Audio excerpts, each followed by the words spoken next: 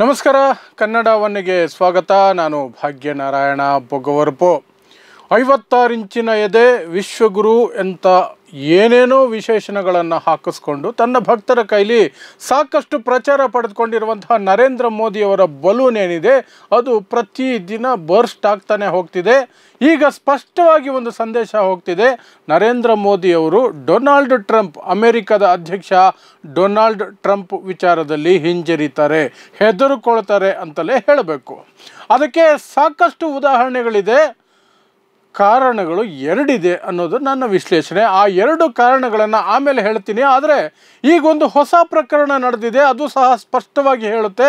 ನರೇಂದ್ರ ಮೋದಿಯವರು Trump ಹೆಸರಿಗೇನೆ ಹೆದರ್ತಾರೆ. Trump ವಿರುದ್ಧ ಮಾತಾಡೋದಕ್ಕೆ ಅಥವಾ ಟ್ರಂಪ್ ಏನೇ ಟೀಕೆ ಮಾಡಿದ್ರು ಸೈಲೆಂಟ್ ಆಗಿರ್ತಾರೆ ಅನ್ನೋದಕ್ಕೆ ಇನ್ನೊಂದು ಉದಾಹರಣೆ ಬಂದಿದೆ. ಆ ನಂತರ ನಾನು ಆ ಎರಡು ಕಾರಣಗಳೇನು, ಯಾವ ಕಾರಣಕ್ಕೆ ನರೇಂದ್ರ ಮೋದಿ ಟ್ರಂಪ್ ಹೆಸರು ಅಥವಾ ಟ್ರಂಪ್ ಏನೇ ಹೇಳಿದ್ರು ಭಾರತದ ವಿರುದ್ಧ ಆಗಲಿ ಮೋದಿ ವಿರುದ್ಧ ಆಗಲಿ ಏನು ಹೇಳಿದ್ರು ಸಹ ಟ್ರಂಪ್ ವಿರುದ್ಧ ಚಕರ ಎತ್ತೋದಿಲ್ಲ. ಅದಕ್ಕೆ ಎರಡು ಕಾರಣ ಇದೆ, ಅದನ್ನು ಆಮೇಲೆ ತಿಳಿಸ್ತೀನಿ. ಈಗ ಫ್ರೆಶ್ ಆಗಿ ಬಂದಿರುವಂತಹ ಒಂದು ವಿಚಾರ, ಟ್ರಂಪನ್ನು ಕಂಡ್ರೆ ಮೋದಿಗೆ ಭಯ ಇದೆ ಅನ್ನೋದಕ್ಕೆ. ನಿಮಗೆ ಕಂಗನಾ ರನೌತ್ ಗೊತ್ತಿರ್ಬೋದು.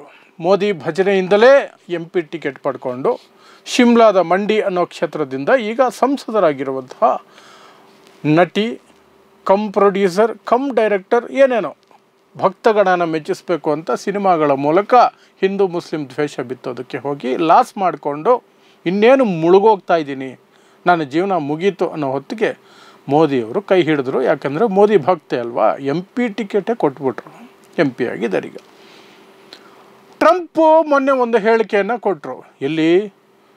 ಅರಬ್ ರಾಷ್ಟ್ರಗಳಲ್ಲಿ ಕೂತ್ಕೊಂಡು ಕೊಟ್ಟರು. ಭಾರತದಲ್ಲಿ ಐಫೋನ್ ಮ್ಯಾನುಫ್ಯಾಕ್ಚರ್ ಏನಾಗ್ತಿದೆ ಅದನ್ನು ನಿಲ್ಲಿಸಬೇಕು, ಅಮೇರಿಕಾದಲ್ಲಿ ಮ್ಯಾನುಫ್ಯಾಕ್ಚರ್ ಮಾಡಬೇಕು ಅಂತ ಐಫೋನ್ ಕಂಪನಿ, ಆ್ಯಪಲ್ ಕಂಪನಿಯ CEO ಕುಕ್ಗೆ ನಾನು ಹೇಳಿದ್ದೀನಿ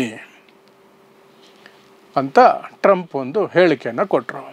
ಆ ಹಿನ್ನೆಲೆಯಲ್ಲಿ ಇದು ಭಾರತದ ವಿರುದ್ಧದ ಹೇಳಿಕೆ ಅನ್ನೋದು ಸ್ಪಷ್ಟ. ಭಾರತದಲ್ಲಿ ನೀವು ಪ್ರೊಡಕ್ಷನ್ ಮಾಡಬಾರ್ದು, ಅಮೇರಿಕಾದಲ್ಲೇ ಮಾಡಿ ಅಂತ ಹೇಳೋದು ಟಿಮ್ ಕುಕ್ಗೆ ಸ್ಪಷ್ಟವಾಗಿ ಅದು ಆ್ಯಂಟಿ ಇಂಡಿಯನ್ ಸ್ಟೇಟ್ಮೆಂಟ್. ಅದರ ವಿರುದ್ಧ ಭಾರತದಲ್ಲಿ ಭಾರತ ಸರ್ಕಾರವಾಗಲಿ, ನರೇಂದ್ರ ಮೋದಿ ಆಗಲಿ, ಮೋದಿಯ ಮಿನಿಸ್ಟರ್ಗಳಾಗಲಿ ಯಾರೂ ಸಹ ಮಾತಾಡಲಿಲ್ಲ. ಆದರೆ ಒಬ್ಬರಿಗೆ ಹರ್ಟ್ ಆಗೋಯ್ತು.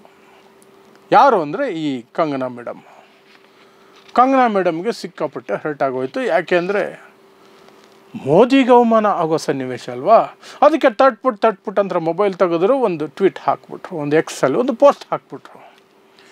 ಆ ಪೋಸ್ಟಲ್ಲಿ ಟ್ರಂಪ್ನ ಬಿರ್ರಿ ಟೀಕೆ ಮಾಡಿದ್ರು.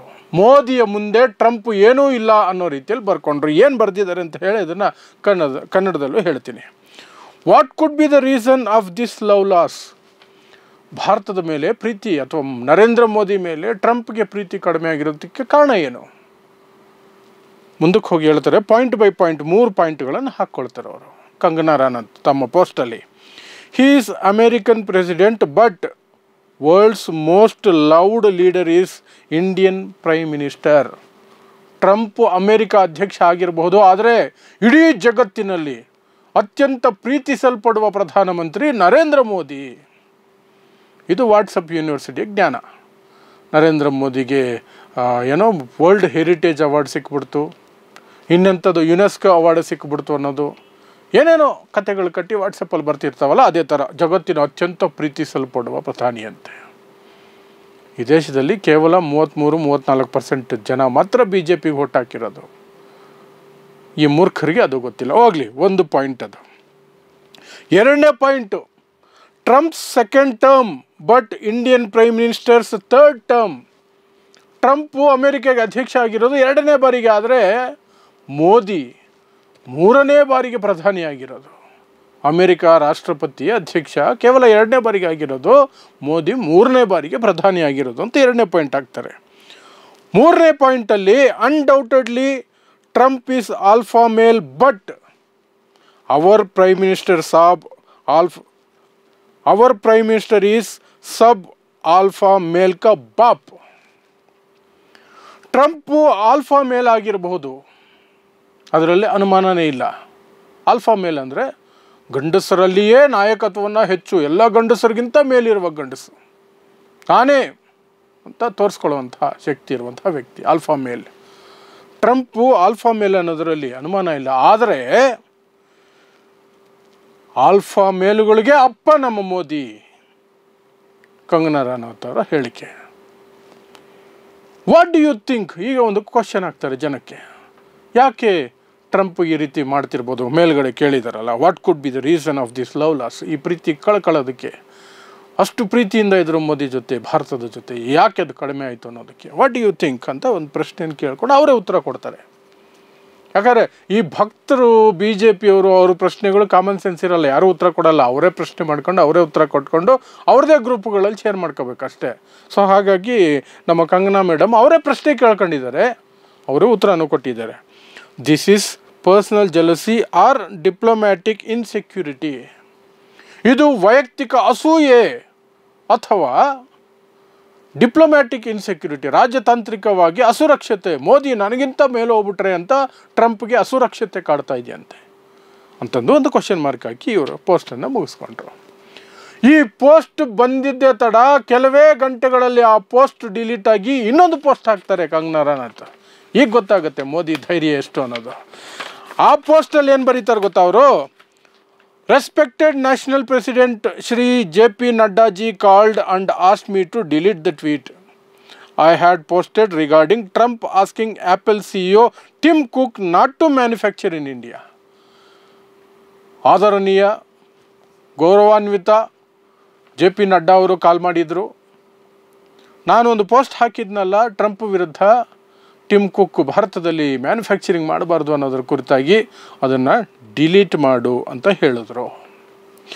I regret posting that very personal opinion of main as per instructions I immediately deleted it from my account. ನಾನು ನನ್ನ ವೈಯಕ್ತಿಕ ಅಭಿಪ್ರಾಯವನ್ನು ಇಲ್ಲಿ ಹಾಕಿದ್ದೆ, ಬಟ್ ಅದಕ್ಕಾಗಿ ನಾನು ವಿಷಾದಿಸುತ್ತೇನೆ. ನನಗೆ ಆದೇಶ ಬಂದ ತಕ್ಷಣ ಅದನ್ನು ಡಿಲೀಟ್ ಮಾಡಿ ಬಿಸಾಕಿದ್ದೀನಿ. ಇದು ಭಯ ಅಲ್ವಾ? ಟ್ರಂಪ್ ವಿರುದ್ಧ ಇಲ್ಲೇನು ಟೀಕೆ ಅಂತಿಲ್ಲ, ಕಂಪೇರ್ ಮಾಡ್ತಿರೋದು, ಮೋದಿನ ಹೊಗಳ್ತಾ ಇರೋದು. ಆದರೂ ಡಿಲೀಟ್ ಮಾಡಲೇಬೇಕು, ಇಲ್ಲದೆ ಹೋದರೆ ಸಮಸ್ಯೆ ಆಗುತ್ತೆ ಅನ್ನೋದು BJP ಭಯ, ಮೋದಿ ಅಂಡ್ ಟೀಮ್ ಭಯ. ಇದೇನು ಒಂದು ಪ್ರಕರಣ ಅಲ್ಲ. ಭಾರತೀಯರನ್ನು ಪ್ರಾಣಿಗಳ ಹಾಗೆ ಕೈಕಾಲು ಕಟ್ಟಿ ವಿಮಾನದಲ್ಲಿ, ಅದು ಎಂತಹ ವಿಮಾನ ಅದು, ಟಾಯ್ಲೆಟ್ ಇಲ್ಲದಂತಹ ವಿಮಾನಗಳು, ನೆಟ್ಟಿಗೆ ಪ್ರಾಣಿಗಳ ಹಾಗೆ,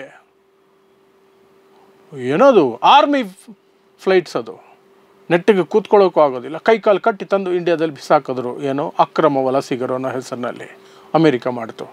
ಮೋದಿ ಚಕಾರ ಎತ್ತಲಿಲ್ಲ. ಮೋದಿಯನ್ನು ಪಕ್ಕದಲ್ಲೇ ಕೂರಿಸ್ಕೊಂಡು ಭಾರತವನ್ನು ಟ್ಯಾರಿಫ್ ಕಿಂಗ್ ಅಂತ ಟೀಕೆ ಮಾಡ್ತಿದ್ರೆ ಮೋದಿ ಕಡೆಯಿಂದ ಒಂದು ರಿಯಾಕ್ಷನ್ ಇಲ್ಲ. ಮೋದಿಯನ್ನು ಪಕ್ಕದಲ್ಲೇ ಕೂರಿಸ್ಕೊಂಡು ಬ್ರಿಕ್ಸ್ ದೇಶಗಳು ನನ್ನ ಹತ್ರ ಮಂಡಿಯೂರಿ ಬೇಡ್ಕೊಳ್ತಿದ್ದಾವೆ ಅಂತ ಹೇಳಿದ್ರೆ ಅದಕ್ಕೂ ಉತ್ತರ ಇಲ್ಲ. ಬ್ರಿಕ್ಸಲ್ಲಿ ಇಂಡಿಯಾನೂ ಇದೆ, ಅದಕ್ಕೂ ಉತ್ತರ ಇಲ್ಲ.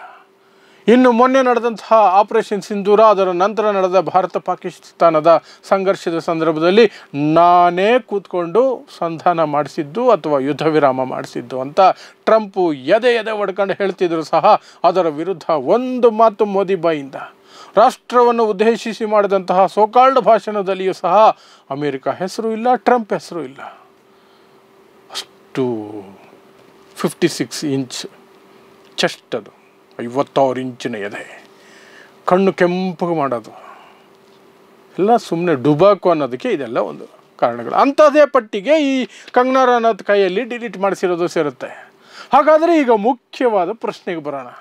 ಆರಂಭದಲ್ಲಿ ಹೇಳಿದ್ನಲ್ಲ, 2 ಕಾರಣ ಇದೆ ಮೋದಿ ಟ್ರಂಪ್ಗೆ ಹೆದರೋದಕ್ಕೆ. 2 ಮುಖ್ಯವಾದ ಕಾರಣ, ಇನ್ನೂ ಇರ್ಬೋದು.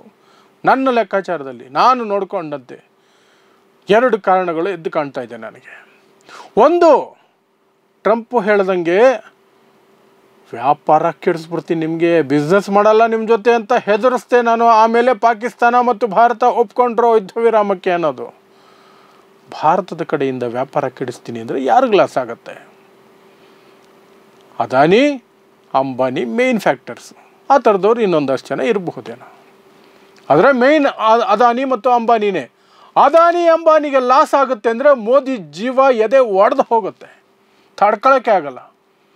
ಬೇಕಾದರೆ ಭಾರತೀಯರನ್ನು ಮಧ್ಯರಾತ್ರಿಯಲ್ಲಿ ಲಾಕ್ಡೌನ್ ಮಾಡಿ ಸಾವಿರಾರು ಕಿಲೋಮೀಟರ್ ನಡೆಯೋಂಗೆ ಮಾಡ್ತೀನಿ, ಅವ್ರ ಕಾಲುಗಳು ಚೆದರು ಹೋಗಲಿ ತೊಂದರೆ ಇಲ್ಲ, ಉಪವಾಸ ಮಲಗಲಿ ತೊಂದರೆ ಇಲ್ಲ, ನೋಟ್ ಬ್ಯಾನ್ ಮಾಡಿ ಬೀದಿಯಲ್ಲಿ ನಿಲ್ಲಿಸ್ತೀನಿ ಇಡೀ ದೇಶದ ಜನನ, ತೊಂದರೆ ಇಲ್ಲ. ಬಟ್ ಅದಾನಿ ಅಂಬಾನಿಯ ಕೂದಲಿಗೆ ಗಾಯ ಆದರೂ ನಾನು ತಡೆಯಲ್ಲ ಅನ್ನೋದು ಮೋದಿ ಮನಸ್ಥಿತಿ. ಸೊ ಟ್ರಂಪ್ ಯಾವಾಗ ಬಿಸ್ನೆಸ್ ಅಂದ ತಕ್ಷಣವೇ ಒಪ್ಕೊಂಡ್ರ ಯುದ್ಧ ವಿರಾಮಕ್ಕೆ. ಟ್ರಂಪ್ ಹೇಳಿದ್ದು ನಿಜಾನಾ? ಒಂದು ರೀಸನ್ ಅದಿರಬಹುದು, ಅಂಬಾನಿ ಅದಾನಿ ತಲೆ ಕಾಯೋದಕ್ಕೆ. ಅದರ ವಿರುದ್ಧ ಏನೂ ಆಗದೇ ಇರಲಿ, ಹೇಗೋ ಅದಾನಿ ಹೆಸರಲ್ಲಿ ಅಲ್ಲೊಂದು ಅರೆಸ್ಟ್ ವಾರೆಂಟು ಏನೇನೋ ಪ್ರಕರಣ ನಡೀತಿದೆ, 6 ತಿಂಗಳವರೆಗೆ ಅದನ್ನು ಸ್ಟೇ ಕೊಟ್ಟಿದ್ದಾರೆ. 6 ತಿಂಗಳು ಇನ್ನೇನು ಮುಗೀತಾ ಬರ್ತಿದೆ. ದಿಢೀರಂತ ಅದಾನಿ ವಿರುದ್ಧ ಏನಾದರೂ ಟ್ರಂಪ್ ಕ್ರಮ ಕೈಗೊಂಡ್ರೆ ಅನ್ನುವ ಭಯದ ಕಾರಣ ಒಂದಿರಬಹುದು ಅಂತ. ಇನ್ನೊಂದು ಕಾರಣ ಅದು ನಗುವಂಥ ಕಾರಣ, ಆದರೆ ಗಂಭೀರವಾದ ಕಾರಣ. ಅದು ಆ್ಯಕ್ಚುಲಿ ನಗು ಬರುತ್ತೆ ನಾನು ಹೇಳಿದ್ರೆ ನಿಮಗೀಗ, ಆದರೆ ವೆರಿ ಸೀರಿಯಸ್. ಅದು ಆಗೋ ಸಾಧ್ಯತೆಗಳು 100% ಇದ್ದಾವೆ. ಯಾಕೆಂದರೆ ಟ್ರಂಪ್ ತಿಕ್ಲ, ಆ ಮನುಷ್ಯ ಏನು ಬೇಕಾದ್ರೂ ಮಾಡ್ಬೋದು. ಅದೇನು ಗೊತ್ತಾ, ಟ್ರಂಪ್ನೇನಾದರೂ ನಾವು ವಿರೋಧಿಸಿ ಅವರ ಮಾತುಗಳಿಗೆ ನಾವೇನಾದರೂ ಪ್ರತಿಕ್ರಿಯೆ ಕೊಟ್ಟು ಏನಾದರೂ ಕೊಟ್ಟರೆ ಮೋದಿಗಿರೋ ಭಯ, ಟ್ರಂಪು ನಾಲ್ಗೆ ಮೇಲೆ ಹಿಡಿತಾ ಇಲ್ದಿರುವಂಥ ವ್ಯಕ್ತಿ. ದಿಢೀರಂತ ಏನಾದರೂ ಕೆಟ್ಟದಾಗಿ ಹೇಳಿಬಿಟ್ರೆ ಮೋದಿ ಬಗ್ಗೆ, ಕೆಟ್ಟದಾಗಿ ಬೈದೇ ಬಿಟ್ರೆ ಮೋದಿ ಬಗ್ಗೆ ಅನ್ನೋ ಭಯ BJP ಮೋದಿ ಎಲ್ರಿಗೂ ಕಾಡ್ತಾ ಇದೆ. ಹಾಗಾಗಿ ಟ್ರಂಪ್ ಸಹವಾಸನೇ ಬೇಡ, ಆ ಮನುಷ್ಯ ಏನಾದರೂ ಹೇಳ್ಕೊಂಡ್ರೆ ಏನು, ಭಾರತಕ್ಕೆ ತಾನೇ ಅವಮಾನ ಆಗೋದು, ಭಾರತೀಯರಿಗೆ ತಾನೇ ಅವಮಾನ ಆಗೋದು. ಮೋದಿಗಾಗಕ್ಕೆ ಬಿಡಲ್ಲ ನಾವು. ಮೋದಿ ಏನಾದರೂ ಅದಕ್ಕೆ ಪ್ರತಿಕ್ರಿಯೆ ಕೊಟ್ಟು ಅದಕ್ಕೆ ಇನ್ನೂ ಉಗ್ರವಾಗಿ ಟ್ರಂಪ್ ಏನಾದರೂ ಹೇಳಬಾರ್ದು ಪದಗಳನ್ನು ಬಳಸ್ಬಿಟ್ರೆ ಮೋದಿ ವಿರುದ್ಧ, ಮೋದಿ ಇಮೇಜ್ ಏನಾಗೋದು, ದೇಶದ ಇಮೇಜು ಮಂಡು ಪಾಲೋಗ್ಲಿ, ಏನದರಿಂದ ನಷ್ಟ ಏನಿಲ್ಲ. ಬಟ್ ಮೋದಿ ಇಮೇಜ್ ಟಚ್ ಆಗಬಾರ್ದು ಅಷ್ಟೇ. ಈ 2 ಕಾರಣಗಳು, ಒಂದು ಅದಾನಿ ಅಂಬಾನಿ ತಲೆ ಕಾಯೋದು, ಮೋದಿನ ಏನಾದರೂ ಟ್ರಂಪ್ ಅಂದುಬಿಡ್ಬೋದು ಅನ್ನೋ ಭಯಕ್ಕೆ ಟ್ರಂಪ್ ಏನು ಮಾತಾಡಿದ್ರು ಸರಿ, ಮೋದಿ ಆ್ಯಂಡ್ ಟೀಮ್ ಸರ್ಕಾರದ ಕಡೆಯಿಂದ ಯಾವ ಪ್ರತಿಕ್ರಿಯೆಯೂ ಇಲ್ಲ. ಪ್ರತಿಕ್ರಿಯೆ ಕೊಟ್ಟಂತಹ ಇಂತಹ ಕಂಗನಾ ರನೌತ್ ಅಂತವರ ಟ್ವೀಟ್ಗಳನ್ನು ಇಮ್ಮಿಡಿಯೇಟಾಗಿ ಡಿಲೀಟ್ ಮಾಡಿಸ್ತಾರೆ. ಇದು ಒಬ್ಬ ವ್ಯಕ್ತಿಯ ಶೋಕಿಗೆ, ಒಬ್ಬ ವ್ಯಕ್ತಿಯ ಇಮೇಜನ್ನು ಕಾಪಾಡೋದಕ್ಕೆ ಇಡೀ ದೇಶನ ಹೇಗೆ ಒಂದು ರೀತಿ ಕನ್ಫ್ಯೂಷನಲ್ಲಿ ನಿಲ್ಲಿಸ್ಬೋದು ಅನ್ನೋದಕ್ಕೆ ಒಂದು ಫ್ಯಾಂಟಾಸ್ಟಿಕ್ ಎಕ್ಸಾಂಪಲ್. ಇದು ಫ್ಯಾಂಟಾಸ್ಟಿಕ್ ಎಕ್ಸಾಂಪಲ್. ರಾಜಕೀಯನ ಸ್ಟಡಿ ಮಾಡೋರು ಇದನ್ನು ಸ್ಟಡಿ ಮಾಡ್ಬೋದು, ಅಂಥ ಒಂದು ಎಕ್ಸಾಂಪಲ್ ಅಷ್ಟೇ. ನೋಡ್ತಾ ಇರಿ ಸಮಾಜಕ್ಕಾಗಿ ಕನ್ನಡ 1 ನ್ಯೂಸ್. ನಮಸ್ಕಾರ.